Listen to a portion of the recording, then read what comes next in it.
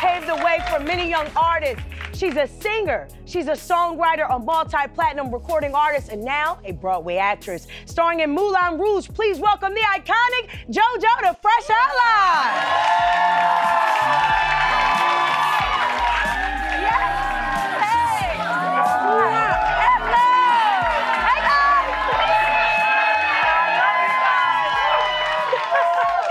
Listen, JoJo, I have to say welcome back to the iconic TRL studio. This is crazy. It's been so long.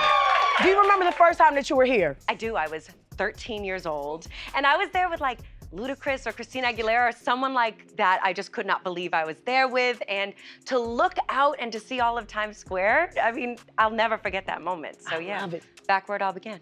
Thank you. All right. So let's talk about new music. We have to get, to that. Mahalia is out right now. The song Cheat, love the record.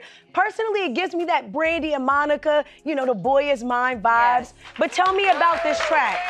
That's by design. We were super inspired by that record, and like we tried to kind of recreate that energy in the music video. And it's the worst feeling ever to be cheated on. So it's like, and sometimes you know in your spirit that someone is not right.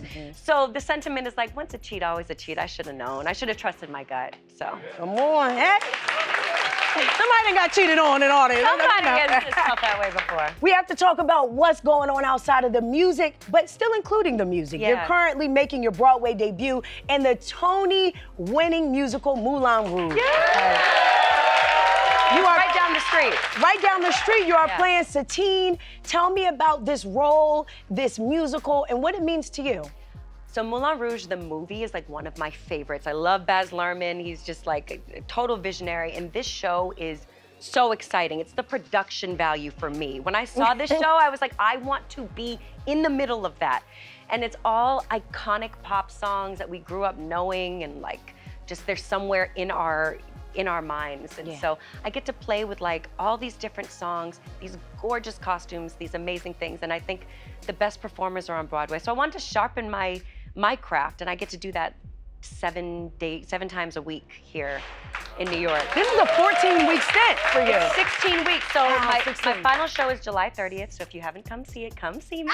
It's so much fun. I love it. Now we're gonna talk about that. We have to keep talking about it because in Moulin Rouge, it's known for really drawing those inspirations. We talk about greats like Elton John, The Police, and so many more. But as a singer-songwriter and performer, when you hit that stage, what's your #1 performance that you're looking forward to? Right, because there are 70 different songs that we mash up in this show. So I would say I really love this mashup of Adele's Rollin' in the Deep and Crazy by Gnarls Barkley. It's very crazy, and it's beautiful. It's like a duet between me and the leading man. It's at the pinnacle of all the emotion of it all. I love that.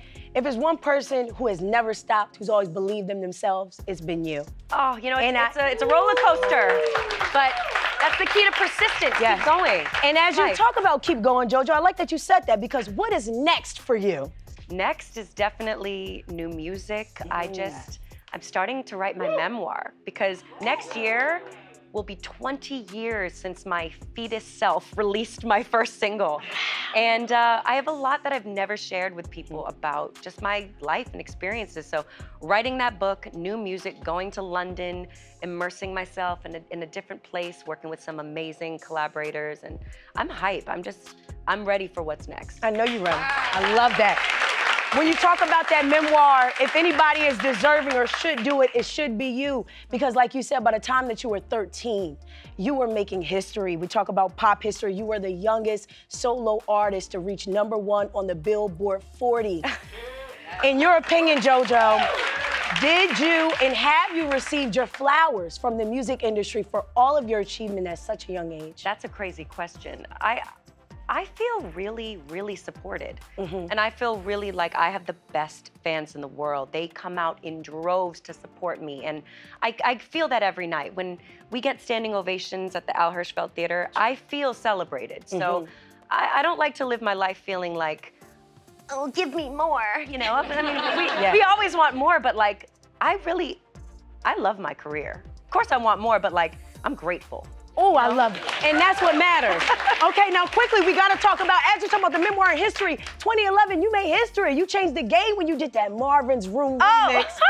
And now it's a popular trend where really high-profile music artists are remixing other popular songs in the music realm, and it's become a trend. What's your thought on that trend? I love it. I mean, I think it's been something that artists have done since there's been artists in pop music in general. Like, even Aretha Franklin's Respect, that's not her song originally, you know? So, but she made it her own. I forget who exactly it was, but it's like, it's a male artist whose song it was first. But I love it. So it's following in that tradition of just being inspired by what other artists are doing and saying, you know what? I love that song. I'd like to put my own spin on it. I'm never gonna stop doing that. No, you better never stop doing I'm never gonna stop. We love it, JoJo. Listen, I want you to get out of here because she has to go. She has more shows. But I want you guys, if you will be in New York, make sure that you go see Moulin Rouge.